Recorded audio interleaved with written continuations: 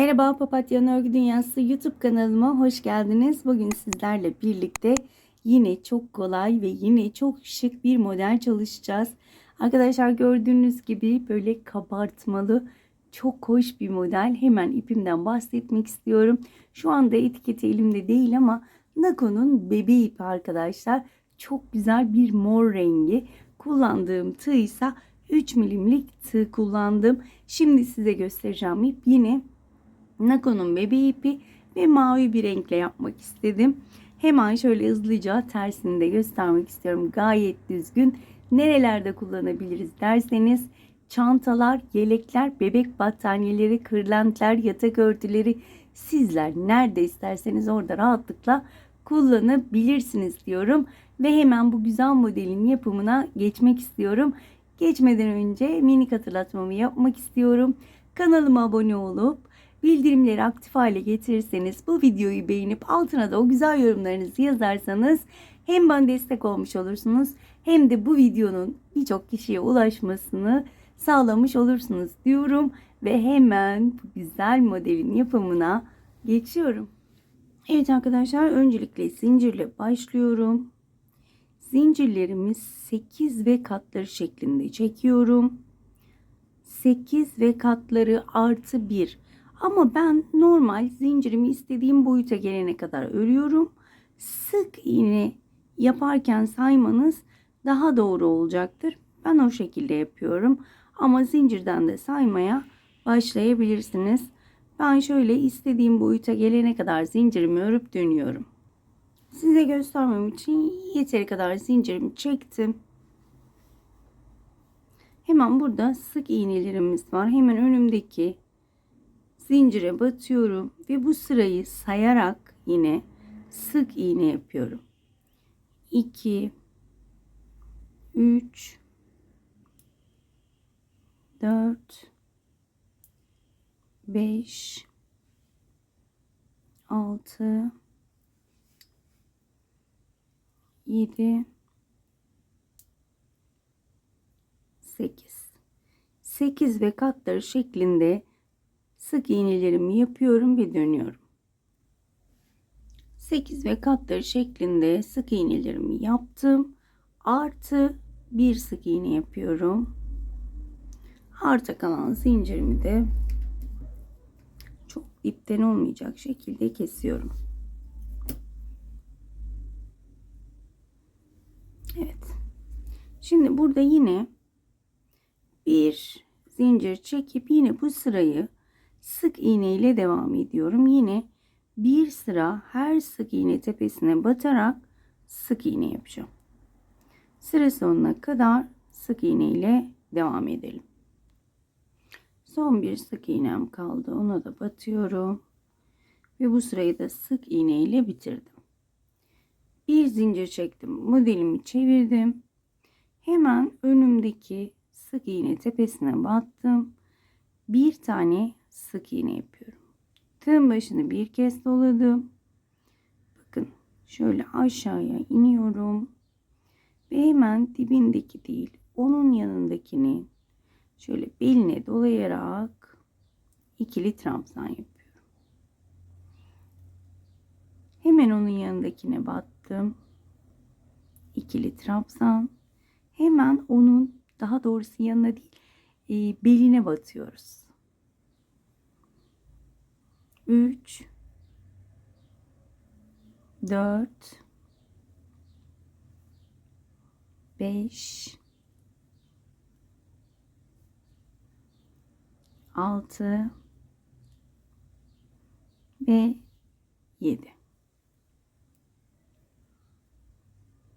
7 tane ilk yaptığımız sık iğnelerin beline dolayarak 7 tane ikili trabzan yaptım beline dolayarak. Şimdi arkadan şöyle ilk sıralarda kafanız karışabilir, sayabilirsiniz. 1 2 3 4 5 6 7 8. trabzana batıyorum ve sık iğne ile kapatıyorum. Tığın başını doladım. Hemen bakın, yandan başlamıyorum, buradan, yani bir taneyi bırakıyorum. Yine 7 tane ikili trabzan. 1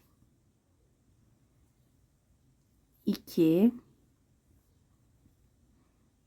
3, 4, 5, 6 ve 7. Yine arkadan 8.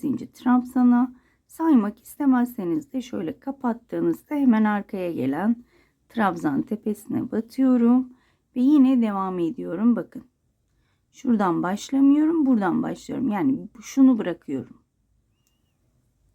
1, 2, 3, 4, 5, 6 ve 7. Bakın bir tane trabzan tepem kaldı. Hemen oraya batırıyorum ve bir sık iğne ile bu sırayı bu şekilde bitirmiş oluyorum. Bir zincir çekiyorum, modeli çevirdim. Hemen dibinden başlayarak bu sırayı sık iğne olarak bitiriyorum. Bakın şurayı ellemiyorum. Şuradaki yani ikili trabzanların tepelerine batıyorum. Bu şekilde tüm trabzan sık iğne tepelerine tek tek batarak sık iğne yapıyorum. Bu şekilde sıra sonuna kadar devam edelim. Sıra sonuna gelmek üzereyim. Son sık iğne tepesine battım. Son sık iğnemi yaptım. Bir zincir çektim, modelimi çevirdim. Dibine batıyorum. Bir sık iğne. Hemen onun yanındakine batıyorum. Bu sırada burada 2 sık iğnem var. Daha sonra şunun üçgen olabilmesi için şu trabzanları eksilteceğim. Yani ilk trabzana değil, yanındaki trabzanın beline doluyorum. İkili trabzan. Onun yanındakine battım. Sondan bir tane kalıncaya kadar toplamda 5 tane ikili trabzan yapıyorum. Trabzanların beline dolayarak. 4 oldu. 5.'yi yapıyorum. Ve bakın başta ve sonda birer tane bıraktık. Hemen şu trabzanın tepesindeki sık iğneye battım. Kapattım. Birinci sık iğnemi yaptım. 2. Hemen yanındakine battım. 3 tane sık iğne yaptım. Tığın başını doladım. Birinci değil ikinci trabzanın beline doluyorum. Ve yine 5 tane ikili trabzan yapıyorum. 2, 3, 4 ve 5. Son trabzanın tepesindeki sık iğneye battım. Birinci sık iğnemi yaptım. Yanındakine batıyorum. İkinci sık iğnem. Onun yanındakine batıyorum. Üçüncü sık iğnemi yaptım. Ve yine aynı devam ediyorum. Birinci trabzan değil, ikinci trabzanın beline dolayarak yan yana 5 tane ikili trabzan. 2, 3, 4 ve 5. Burada hemen bakın kapattığım yer 1, sonuncu trabzana battım. 2 tane sık iğne yapmış olduk ve bu sırayı da bu şekilde bitirdik. Bir zincir ve yine bu sırayı sık iğne. Yani tersi, şöyle tersini çevirdiğimizde anlıyoruz ki sık iğne sırasına gelmiş bulunuyoruz. Bu şekilde ben yine sıra sonuna kadar sık iğne yapmaya devam edeceğim. Sıra sonuna geldim. Son sık iğneme battım ve kapattım. Bir zincir çektim, modelimi çevirdim. Burada 3 tane sık iğne yapacağız. 1 2 3 tığın başını doladım. Şimdi burada yine birer tane baştan ve sondan atlıyorum. Birinci değil, ikincinin beline doladım.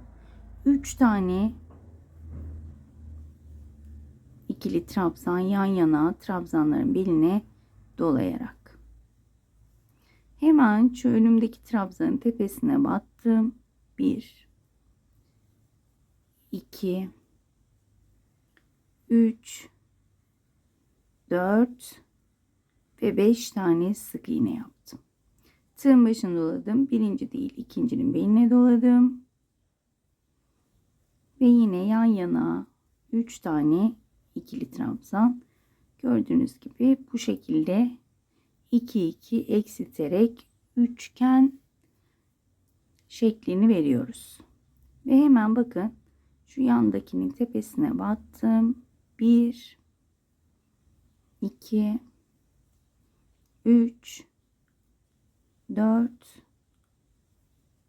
5. Birinci değil, ikincinin beline dolayarak 3 tane yan yana ikili trabzan.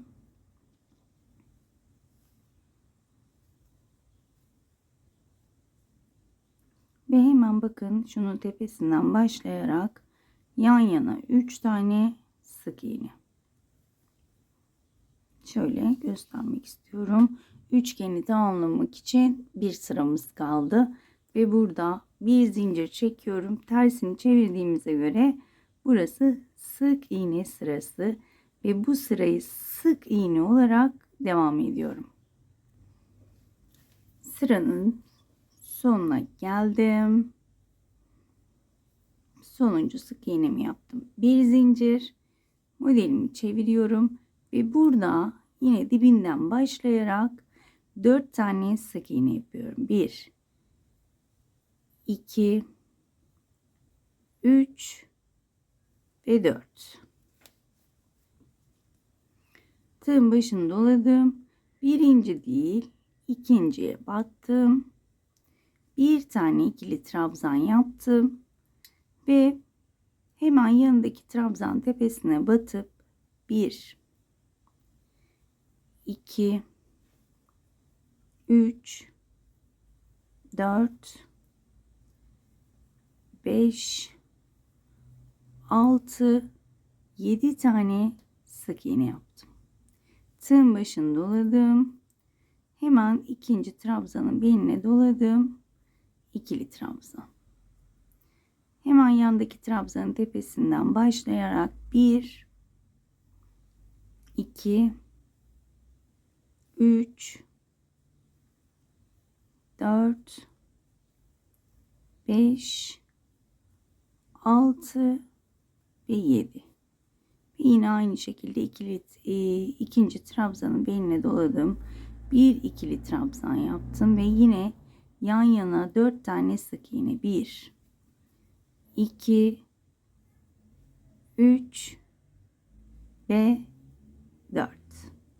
Modelimiz bu şekilde arkadaşlar. Bundan sonraki sıralar hep sıranın devamı. Yani buradan sonra yine bir zincir çekerek bu sırayı sık iğne ile devam ediyorum. Bir üst sıranın yine başlangıcını göstermek istiyorum. Kafanız karışmaması için. Bu şekilde ben bu sırayı sık iğne yapıp dönüyorum. Sıra sonuma geldim. Bir zincir çektim ve modelimi çeviriyorum. İlk sırada ne yapmıştık? Bir tane sık iğne yaptık. Tığın başını doladım ve hemen bakın ilk trabzanın şöyle arasından batıyorum ve 7 tane. 1 2 3 4 5 6 ve 7. hemen şöyle sayabilirsiniz. 8.'ye batıyorum. Sık iğne ile kapattım. Tığın başını doladım. Hemen yanındaki değil, onun yanındakini beline doluyorum. Ve yine ilk sırada ne yaptıysak o şekilde sıra sonuna kadar devam ediyoruz arkadaşlar. Bu şekilde her üçgen bittiğinde, bakın her üçgen bittiğinde yeni bir üçgenle devam ediyoruz. Ben bu sırayı bitirip dönüyorum. Sıramın sonuna geldim. Sonuncu trabzana batıyorum ve sık iğne ile kapatıyorum. Çok da videoyu uzatmak istemiyorum arkadaşlar. Dediğim gibi hep tekrar ediyoruz. Şu ilk üçgende neler yaptıysak burada da aynılarını yapın. Yani bir üçgen bitecek, bir üçgen başlayacak şekilde ve modelimiz büyüdüğünde bu hale alıyor arkadaşlar. Umarım açıklayıcı bir şekilde anlatabilmişimdir. Umarım anlatımımdan memnun kalmışsınızdır.